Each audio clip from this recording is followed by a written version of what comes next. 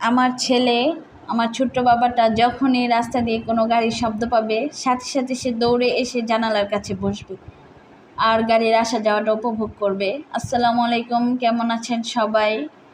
আমার ছেলে ওসমান আহমেদ আরহাম, সে ঘুম থেকে উঠেই বাইরে খেলা করার জন্য আমার কাছে বায়না ধরল, তাই ওকে নিয়ে বাইরে আসলাম খেলা করার জন্য।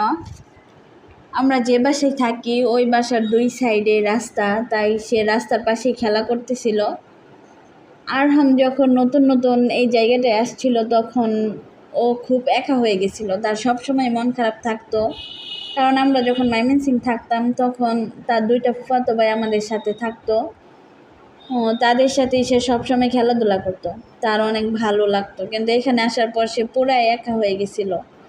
এখানে একটা বাবু আছে যার সাথে সে প্রায় বিকেলে খেলা করতে পারে। এই যে এই বাবুটা যার সাথে সে খেলা করতেছে, প্রায় বিকেলেই সে খেলা করে এই বাবুটার সাথে। খেলা করে তার অনেক ভালো লাগে। খেলা করতে করতে এক পর্যায়ে দেখলো ওর বাবা এসে পড়ছে বাসায়।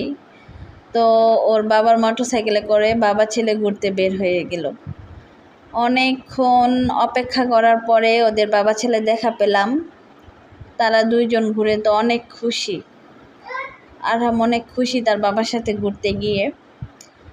এই তো, সবাই আমার ছেলের জন্য দোয়া করবেন। আল্লাহ হাফেজ।